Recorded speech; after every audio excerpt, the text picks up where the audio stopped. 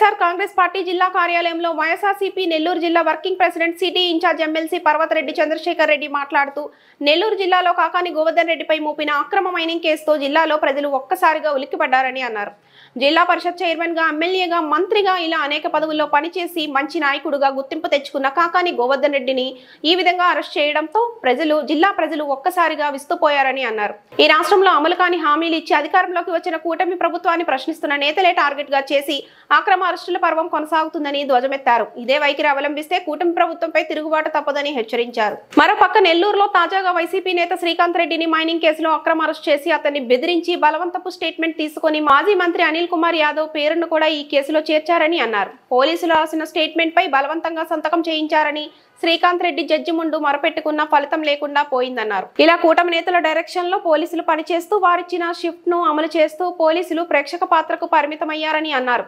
YS Jaganmohan Reddy మద్యం అమ్మకాల విషయంలో పారదర్శకతతో కూడిన పాలసీ తీసుకొస్తే అందులో కూడా అక్రమాలు జరిగాయంటూ 38 మంది వైసీపీ నేతలపై కేసులు నమోదు చేయడం విడ్డూరమన్నారు. ఈ రోజు ఇలా వైఎస్ఆర్ కాంగ్రెస్ పార్టీ నాయకుల మీద క్వాడ్స్ కేసు, మద్యం కేసు, ఎస్సీ ఎస్టీ కేసులంటూ అక్రమంగా నిర్బంధిస్తూ కూటమి ప్రభుత్వం రాక్షస పాలనకు తెరతీసిందన్నారు.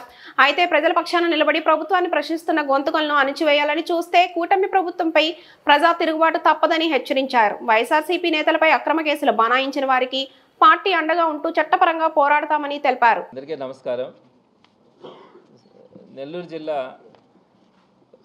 3 నెలల క్రితం ఒక అక్రమ మైనింగ్ కేసులో ఒక సీనియర్ మోస్ట్ లీడర్,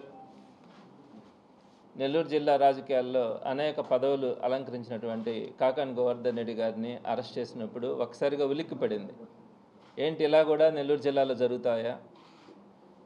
ఇలా ఎమ్మెల్యేలుగా, మంత్రులుగా, ఒక జిల్లా పరిషత్ చైర్మన్గా పనిచేసి రాష్ట్ర వ్యాప్తంగా కూడా ఒక మంచి గుర్తింపు పొందినటువంటి వ్యక్తిని అరెస్ట్ చేసినప్పుడు ఒక్కసారిగా జిల్లా ఉలిక్కిపడింది. ఆ తర్వాత అనేక అక్రమ అరెస్టులు కూడా చూసినాం.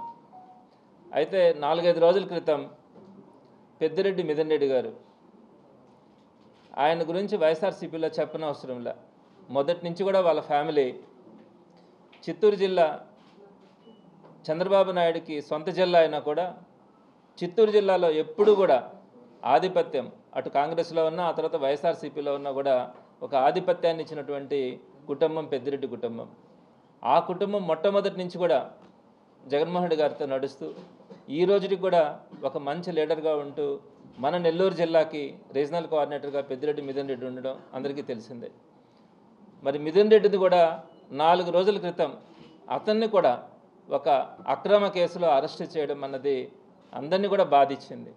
ఎక్కడికి పోతా ఉన్నారు వీళ్ళు? కేవలం ప్రశ్నిస్తే వీళ్ళు అనేకమైనటువంటి హామీలు ఇచ్చి, దొంగ హామీలు ఇచ్చి, బూటకపు హామీలు ఇచ్చి అధికారంలోకి వచ్చి వాటన్నింటినీ కూడా ప్రజలు ప్రశ్నిస్తూ ఉన్నారు. వారి తరపున వైఎస్ఆర్సీపీ నిలబడతా ఉంది. కేవలం నెల రోజుల లోపలనే ప్రభుత్వం మీద తిరుగుబాటు వచ్చే పరిస్థితులు ఈరోజు ప్రజల్లో కనపడతా ఉన్నాయి.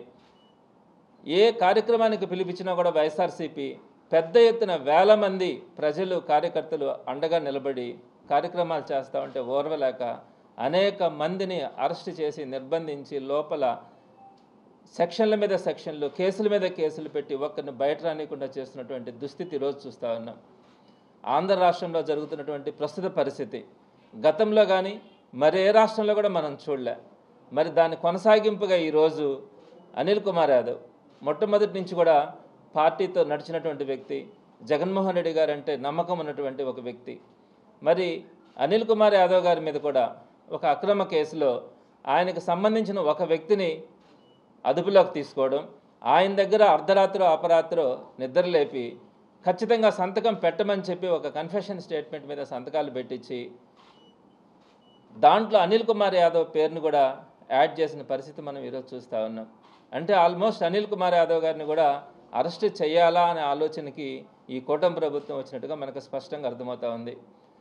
ఉదయాన్నే లేచి అదే ఏ కన్ఫెషన్ స్టేట్మెంట్ అయితే సంతకం పెట్టినారో ఆ వ్యక్తిని కోర్టుకు తీసుకొచ్చినప్పుడు ఆయన కుయ్యో మర్రో అని జడ్జి గారితో, నేను సంతకం పెట్టలేదు, నా దగ్గర బలవంతంగా పెట్టించినారు, చుట్టూ ఎవరూ లేక అర్ధరాత్రి అపరాత్రి పెట్టమన్నప్పుడు భయంతో నేను పెట్టాల్సిన పరిస్థితి ఏర్పడిందని చెప్పి ఆ వ్యక్తి చెప్పిన పరిస్థితిని జడ్జి గారితో మాట్లాడుతున్నటువంటి పరిస్థితిని అక్కడ ఉన్నటువంటి వ్యక్తులందరూ కూడా చూశారు. మరి ఇలాంటి క్రమంలో ఏదైతే ఒక స్క్రిప్ట్ రాసుకొని ఏ వ్యక్తులనైతే అరెస్ట్ చేయాలనుకుంటారో వాటన్నింటినీ కూడా పాటించే బాధ్యత మాత్రమే ఈరోజు పోలీస్ తీసుకుంటా ఉంది. మొత్తం రచన అంతా కూడా డైరెక్షన్ కానీ స్క్రీన్ ప్లే కానీ అంతా కూడా రాజకీయ నాయకులు చేస్తూ ఉంటే కేవలం వాళ్ళు తెచ్చినటువంటి ఆ డైరెక్షన్స్ని వారు ఇచ్చినటువంటి కాగితాలని తీసుకొని ఇంప్లిమెంట్ చేసే బాధ్యత మాత్రమే ఈరోజు పోలీస్ డిపార్ట్మెంట్ కానీ అధికారులు కానీ తీసుకుంటా ఉన్నారంటే మనం ఎక్కడికి పోతా ఉన్నాం, ఎవరితో చెప్పుకోవాలా? ఎక్కడైనా వైఎస్ఆర్సీపీ మాట్లాడుతూ ఉంటే నిన్న కూడా చూశారు మీరు, ఎక్కడ మాట్లాడినా కూడా వాళ్ళని అణిచివేసే దిశగా వాళ్ళ మీద కేసులు పెట్టాలా, వాళ్ళని బలవంతం చేయాలా, మిగతా వాళ్ళని ఏదో ఒక విధంగా బెదిరించాలా, మాట్లాడకుండా చేయాలనే పరిస్థితిని ఈరోజు కూటమి ప్రభుత్వం తీసుకొని వెళ్తూ ఉందంటే ఎంత దారుణంగా ఉందన్నది మీరు ఆలోచించాలి. సో అనిల్ కుమార్ యాదవ్ ఖచ్చితంగా నిర్దోషిగా బయట వస్తాడు. ఒక సీనియర్ పొలిటీషియన్, వైఎస్ఆర్సీపీలో మొదటి నుంచి కూడా పనిచేసినటువంటి వ్యక్తి. తప్పకుండా వైఎస్ఆర్సీపీ అంతా కూడా జిల్లానే కాదు రాష్ట్రం అంతా కూడా అతనికి అండగా కూడా నిలబడే, అతన్ని మళ్ళీ బయట వచ్చేంత వరకు కూడా అతనికి అండగా నిలబడే అవకాశం ఉంది, నిలబడుతుంది కూడా. మరి ఈరోజు మీరు ఒకసారి గమనించండి, ఎంతమంది మీద కేసులు పెడతా ఉన్నారు మీకు తెలిసి ఉంటుంది. మీరు ఒకసారి గుర్తు చేస్తూ ఉన్నాను, పిన్నెల్లి రామకృష్ణారెడ్డి గారి మీద ఫస్ట్ మొట్టమొదటిగా కేసు పెట్టినారు. ఆ తర్వాత ధనంజయ రెడ్డి గారిని, కృష్ణమోహన్ రెడ్డి గారిని, వాళ్ళకు మంచి ఆఫీసర్స్గా వాళ్ళకు గుర్తింపు పొందినారు. పద్ధతిగా వాళ్ళ పని వాళ్ళు చేసుకుని పోయేటువంటి కృష్ణమోహన్ రెడ్డి గారిని కూడా అరెస్ట్ చేసినటువంటి పరిస్థితి. ఈ రోజుకి కూడా జైల్లోనే వాళ్ళని నిర్బంధించి బయట రానివ్వకుండా చేస్తున్నటువంటి పరిస్థితిని చూస్తూ ఉన్నాం. అలానే సీతారామాంజనేయులు గారు ఒక సీనియర్ ఐపీఎస్ ఆఫీసర్, ఆయన ఏదో ఒక కేసులో ఇప్పుడు చూస్తే ప్రతి ఐపీఎస్ ఆఫీసర్ మీద, ఐఏఎస్ ఆఫీసర్ల మీద కేసులు పెట్టాల్సిన పరిస్థితి భవిష్యత్తులో వస్తుంది. మరి సీతారామాంజనేయులు గారు ఆయన విధిని ఆయన నిర్వర్తించినాడని చెప్పి గత ప్రభుత్వంలో ఆయన్ని తీసుకెళ్లి అరెస్ట్ చేసినటువంటి పరిస్థితి మనం చూసినాం. అలానే చెవిరెడ్డి భాస్కర్ రెడ్డి గారిని కానీ, మిథున్ రెడ్డిని గారిని కానీ, కాకాని గోవర్ధన్ రెడ్డి గారిని కానీ, కొమ్మినేని గారిని కానీ, పోసాని కృష్ణమోహన్ గారిని కానీ, వల్లభనేని వంశీని కానీ, నందిగామ సురేష్ని కానీ, ఈ విధంగా ఎంతమంది మీద మీరు కేసులు పెట్టి ఈరోజు నిర్బంధిస్తూ ఉన్నారు. ఇంకా ఒక లిస్టు పెట్టుకొని ఉన్నారంట, విడుదల రజనీ గారిని అరెస్ట్ చేయాలని, రోజాని అరెస్ట్ చేయాలంట, పేరున నానిని అరెస్ట్ చేయాలంట, కొడాలి నానిని అరెస్ట్ చేయాలంట, అనిల్ కుమార్ యాదవ్ని అరెస్ట్ చేయాలంట, నల్లబరెడ్డి ప్రసన్న కుమార్ రెడ్డిని అరెస్ట్ చేయాలంట, అదేవిధంగా కావలి ఎమ్మెల్యే ప్రతాప్ రెడ్డి గారిని అరెస్ట్ చేయాలంట. ఈ విధంగా అరెస్ట్ చేసుకుంటూ పోతూ ఉంటే లాస్ట్కి ఎట్లయిపోయిందంటే అరెస్ట్ చేయడం అన్నది రాజకీయాల్లో మామూలేమో, తప్పనిసరి పరిస్థితుల్లో ప్రజల కోసం పోరాడేటప్పుడు ఈ అరెస్టులు తప్పవేమో, చివరికి అందరూ కూడా ఒకటి ఫిక్స్ అయిపోయాం, ఏ రోజుకైనా వీళ్ళు కూడా ప్రజల తరపున పోరాడేటప్పుడు ఖచ్చితంగా నిర్బంధిస్తారు. కాబట్టి ఈరోజు ఎవడు కూడా వైఎస్ఆర్సీపీ పార్టీ కార్యకర్త కానీ నాయకుడు కానీ అరెస్ట్ చేస్తారనే భయం ఎవరికి కూడా లేదు.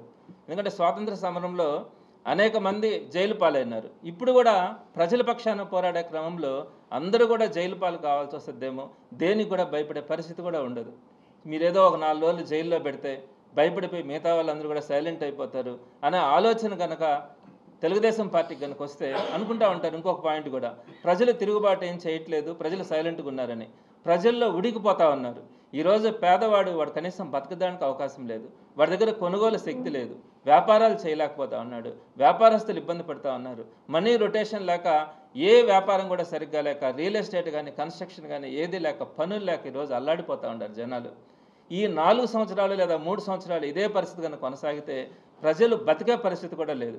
వీటన్నింటినీ కవర్ చేయడానికి, కప్పిపుచ్చుకోవడానికి మీరు ఈ విధంగా వైఎస్ఆర్సీపీ కార్యకర్తలు, నాయకులు మొత్తం మీద అరెస్ట్ చేస్తే, ఎమర్జెన్సీలో కూడా మీరు ఇంత దారుణంగా అరెస్ట్ చేసిన పరిస్థితులు అయితే మనం గమనించి ఉండం. ఇంతమంది మీద అరెస్ట్ చేయడం మీరు అనుకోవచ్చు ఒకసారి, ఏంటి మాజీ ఎమ్మెల్యేల మీద, మాజీ మంత్రుల మీద ఇట్లా పనిచేసిన వాళ్ళ మీద కేసులు పెట్టడం ఏంటి అని. ఈ మధ్య ఎవరో ఒక ఆయన అన్నారు, మీరు కూడా కొంతమంది మీద అరెస్ట్ చేసినారు కదా వైఎస్ఆర్సీపీ ప్రభుత్వంలోనే. నేను ఒకటి చెప్తా ఉన్నాను, దానికంటే ముందు ఒకసారికి వెళ్ళండి. జగన్మోహన్ రెడ్డి గారిని 2012వ సంవత్సరంలో, అంటే కరెక్ట్గా 13 సంవత్సరాల క్రితం, కేవలం అతనికి 39 సంవత్సరాల వయసు ఉంది. ప్రజల్లోకి వెళ్తే విపరీతమైనటువంటి సానుభూతి ఉంది.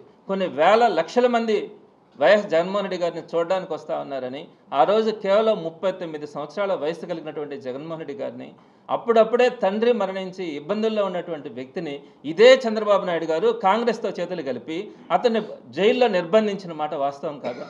ఏమన్నా అక్కడ కేసు ఉందా? ఆ రోజు ఏమైనా ఆయన పవర్లో ఉన్నాడా? ఏ అధికారమైన ఆయన చేతుల్లో ఉండి అన్యాయం చేస్తున్నారా? ఆయన అన్యాయాలు చేసినారు, అక్రమాలు చేసినారని అప్పుడే ఎంపీగా గెలిచినటువంటి ఒక వ్యక్తిని తీసుకెళ్ళి మీరు నిర్బంధించినారు. నెల 2 నెలలు 3 నెలలు కూడా కాదు, 1.5 సంవత్సరం మీరు జగన్మోహన్ రెడ్డి గారిని, కేవలం 40 సంవత్సరాలు కూడా లేనటువంటి జగన్మోహన్ రెడ్డి గారిని మీరు నిర్బంధించలేదా? అదే కదా మొట్టమొదటిగా ఎక్కడైనా ఒక పొలిటీషియన్స్ని ఆంధ్ర రాష్ట్రంలో ఒక సంబంధం లేనటువంటి కేసుల్లో, అక్రమ కేసుల్లో ఈ రోజుకి కూడా మీరు 1,00,000 కోట్ల అవినీతి జరిగిందని చెప్పి ఆ రోజు ఏదైతే మీరు అరెస్ట్ చేసినారో, ఈ రోజుకి కూడా మీరు గత 5 సంవత్సరాల పరిపాలనలో ఉన్నారు. 2014-19 మధ్యలో మళ్ళీ ఇప్పుడు అధికారంలో ఉన్నారు. ఎక్కడికి పోయింది మీరు 1,00,000 కోట్లు అని చెప్పిన మాట? సో ఆ రోజు జగన్మోహన్ రెడ్డి గారిని 1.5 సంవత్సరం పాటు నిర్బంధించినా కూడా జగన్మోహన్ రెడ్డి గారు బయట వచ్చి ధైర్యంగా రాజకీయాలు చేసినాడే కానీ ఎక్కడ కూడా పారిపోలే. మీరు అక్కడ కదా ప్రారంభించింది. రాజకీయ నాయకులను అరెస్ట్ చేసినారే, అక్రమ కేసులు పెట్టినారే. మరి మీరు 2014-19లో మళ్ళా అధికారంలోకి వచ్చిన తర్వాత కూడా మరలా ఇబ్బందుల్లో, కష్టాల్లో ఉన్నటువంటి జగన్మోహన్ రెడ్డి గారిని మరలా అరెస్ట్ చేయించాలని కూడా ప్రయత్నించినారు. ఏ విధంగానైనా కూడా అతన్ని లోపల పెట్టందే మనం ఎలక్షన్స్కి వెళ్ళలేమనే పరిస్థితి కూడా మీరు ఆలోచించినారు. అయితే అప్పుడున్నటువంటి సెంట్రల్ గవర్నమెంట్ కానీ అవన్నీ కోఆపరేట్ చేయక మీరు చేయలే. సో ఇన్ని కేసులు, ఇన్ని నిర్బంధాలు మీరు మొట్టమొదటిగా ప్రారంభించింది చంద్రబాబు నాయుడు గారు కాదా? జగన్మోహన్ రెడ్డి గారికి ఏం పాపం తెలుసు దాంట్లో? ఆ విషయంలో ఎన్ని కేసులు పెట్టినారు, ఎన్ని అక్రమ కేసులు పెట్టినారు. సో ఇంత జరిగిన తర్వాత మళ్ళా 2019-24 మధ్యలో జగన్మోహన్ రెడ్డి గారు అధికారంలోకి వచ్చిన తర్వాత ఎవరి మీద కేసులు పెట్టినారండి? చంద్రబాబు నాయుడు గారి మీద పెట్టాలంటే ఎన్ని కేసులు ఉన్నాయి? అప్పటికే ఎన్నో కేసుల మీద బెయిల్లో ఉన్నాడు ఆయన. వాటిని రద్దు చేయించి ఉండొచ్చు కదా. అలానే అమరావతికి సంబంధించినటువంటి స్కామ్స్ విషయంలో కానీ, అనేకమైనటువంటి లిక్కర్ స్కామ్ కానీ, అన్ని స్కాముల్లో కూడా తను ఉన్నాడు. ఎక్కడైనా కూడా అన్యాయంగా అరెస్ట్ చేయాలని చూసినారా? చేయలే.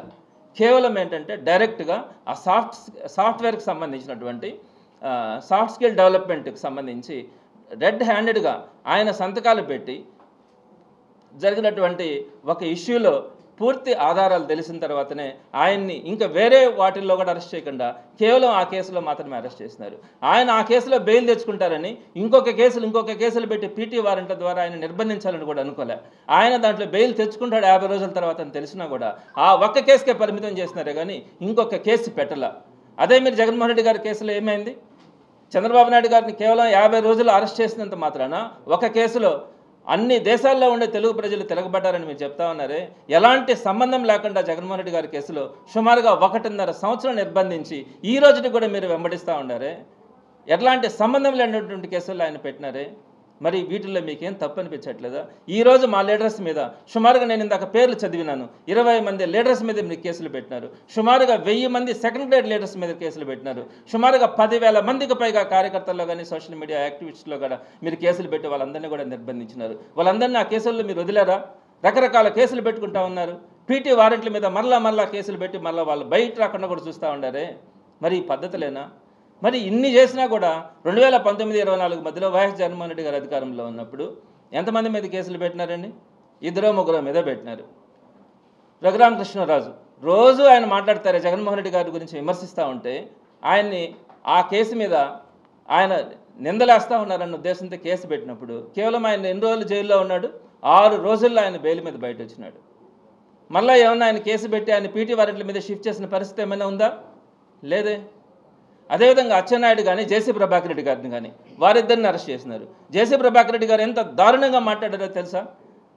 వైఎస్ జగన్మోహన్ రెడ్డి గారి అమ్మని, చెల్లెలిని, మొత్తం వాళ్ళ ఇంట్లో ఉండే ప్రతి మనిషిని కూడా అంత అసభ్యంగా వినరాని మాటలు మాట్లాడితే కూడా ఆయన బస్సులకు సంబంధించి ఒక అక్రమం చేస్తుంటే ఆ కేసులో మాత్రమే ఆయన లోపల పెట్టినారే కానీ పీటీ వారెంట్ల మీద ఆయన తిప్పి అనేక కేసులు ఏం పెట్టింది లేదే. అచ్చెన్నాయుడు గారు కూడా డైరెక్ట్గా మెడికల్కి సంబంధించినటువంటి స్కామ్లో ఉన్నప్పుడు ఆ కేసుగానే చూసినారు. అంతే తప్ప ఇంకెవరిని కూడా ఇబ్బంది పెట్టిన పరిస్థితులు ఎక్కడా లేవు. రకరకాల కేసులు పీటీ వారెంట్లు పెట్టిన పరిస్థితులు కూడా లేవు. నారాయణ గారు ఉన్నారండి ఇక్కడ, ఈ మంత్రి నారాయణ గారి మీద ఒక కేసు ఏదో క్వశ్చన్ పేపర్కి సంబంధించిన కేసు పెట్టినారు.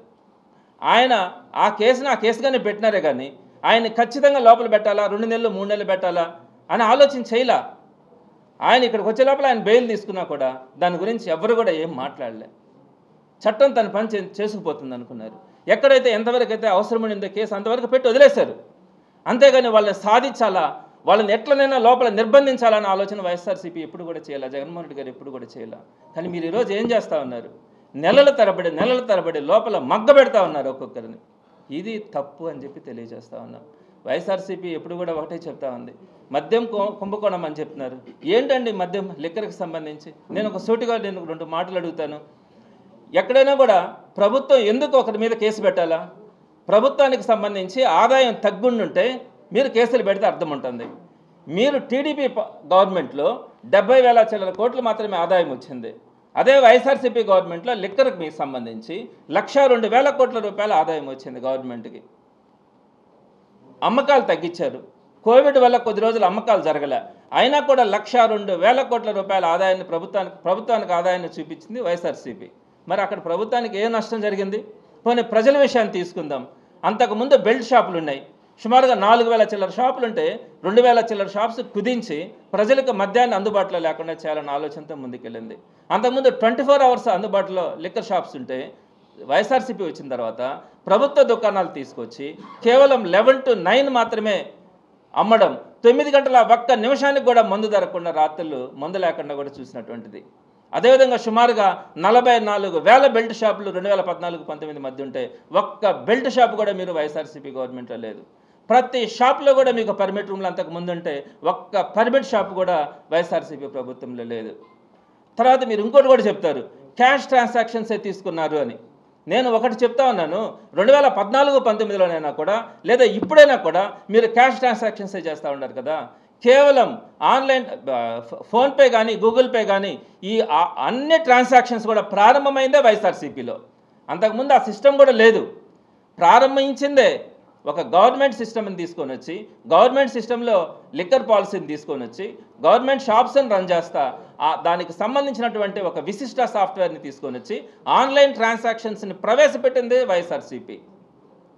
మీరు ఏ ఇష్యూలోనైనా తీసుకోండి, ఒక ట్రాన్స్పరెంట్గా ఒక లిక్కర్కి సంబంధించినటువంటి ఇష్యూని తీసుకొచ్చినటువంటి ఘనత వైఎస్ఆర్సీపీది అయితే దాంట్లో అన్యాయం జరిగింది, దాంట్లో ప్రభుత్వానికి ఇబ్బంది కలిగిందని చెప్పి మీరు ఈరోజు సుమారుగా 38 మందిని దాంట్లో ఇరికిచ్చి వాళ్ళందరినీ కూడా అరెస్ట్ చేస్తూ ఉన్నారు. అందులో ఆ క్రమంలో భాగంగానే మిథున్ రెడ్డిని కానీ అరెస్ట్ చేసినారు.